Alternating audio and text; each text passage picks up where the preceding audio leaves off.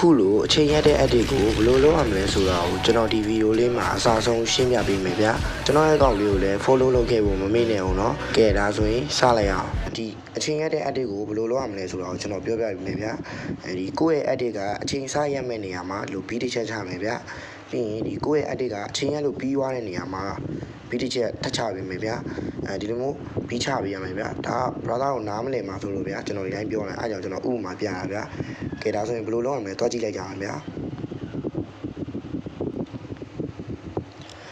ဆောနာကျွန်တော်ဒီမှာเนาะဒီနားမှာကျွန်တော်အချိန်စရမှာเนาะ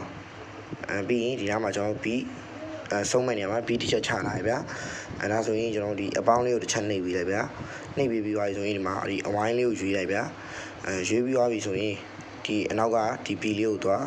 ဘီလေးကိုသွားပြီးသွားပြီဆိုရင်ဒီမှာဒီဟာလေးကိုတစ်ချက်နှိပ်လိုက်ဗျာဒါဆိုရင်ဒီမှာသူနဲ့အကိုက်ဖြစ်သွားလိမ့်မယ်ဗျာပြီးရင်ဒီ effect ဆိုတာလေးကိုနှိပ် effect ကိုနှိပ်ပြီးသွားပြီဆိုရင်ဒီ set မှာစီကိုပြီးသွားဒီ copy background ဆိုတဲ့ effect လေးကိုနှိပ်လိုက်ဗျာနှိပ်ပြီး standard setting ကိုနှိပ်လိုက်နှိပ်ပြီးသွားပြီဆိုရင်ကျွန်တော်ဒီ effect ကိုထပ်နှိပ်ဗျာပြီးရင်ဒီ set bar မှာ I am အဲ့မှာဒီ inverse ဆိုတဲ့ effect လေးကိုတစ်ချက်နှိပ်လိုက်ဗျာနှိပ်ပြီးသွားပြီဆိုရင်ကျွန်တော်ဒီ standard setting ကိုထပ်နှိပ်ပြီးလိုက်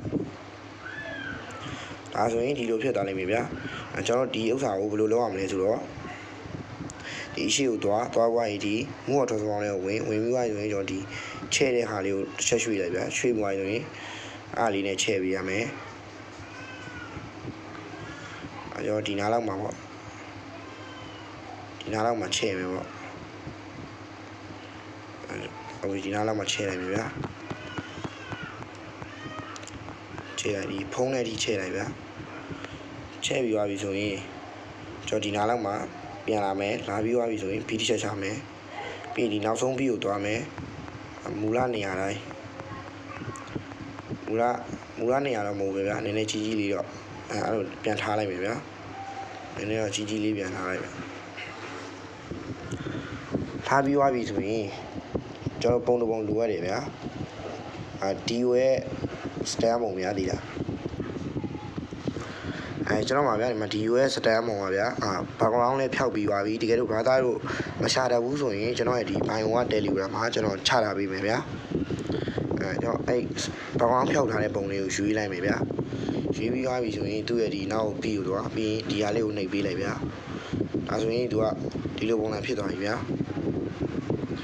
ဆိုရင်သူ့ကိုနည်းနည်းတေးလိုက်မယ်ဒီမို့တော့တော်လေးဝင်ပြီးတော့တေးလိုက်တယ်နော်တေးပြီးတော့လိုလေးအောက်ကိုနည်းနည်းလေးဆွဲချပေးလိုက်ဗျာဆွဲချပေးလိုက်ဆွဲချပေးပြီးသွားပြီဆိုရင်ကျွန်တော်ဒီကောင်းကိုလုပ်ခဲ့တဲ့ဒီနားလေးမှာပဲဗျာလာပြီးတော့ဘီလေးချက်ချမယ်ရှေ့မှာဘီလေးချက်ချမယ်ရှေ့ရဘီလေးကိုသွားမယ်သွားပြီးဆိုရင်အောက်ကိုဆွဲချလိုက်မယ်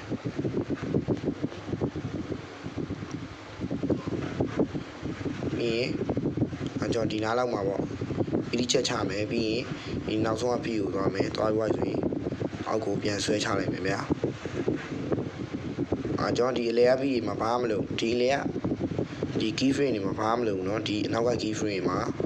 အောက်ဆွဲချတယ်ရှေ့ကဒီရှေ့တော့ key frame မှာအောက်ကိုဆွဲချတယ်ဒါဆိုရင်ဒီလိုပုံစံဖြစ်သွားပြီဗျာ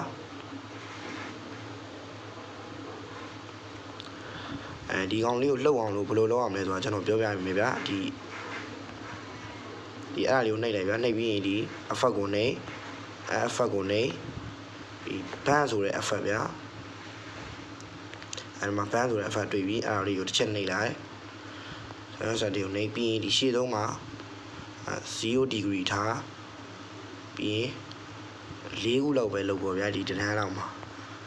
ပြီးရင်ဒီဘော degree လေးကိုစောင်းရင်တော့စောင်းပေးလိုက်စောင်းရင်တော့စောင်းပြီဗျာ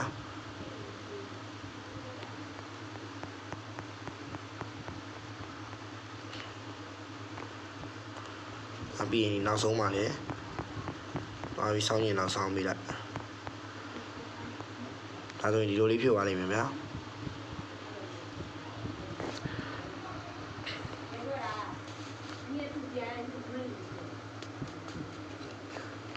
အခုဆိုရင်ဒီအချိန်ရက်တဲ့ edit ကို လုပ်လို့ရပါပြီပေါ့နော်အားလုံးပဲအစီအမီကြပါစေဗျာ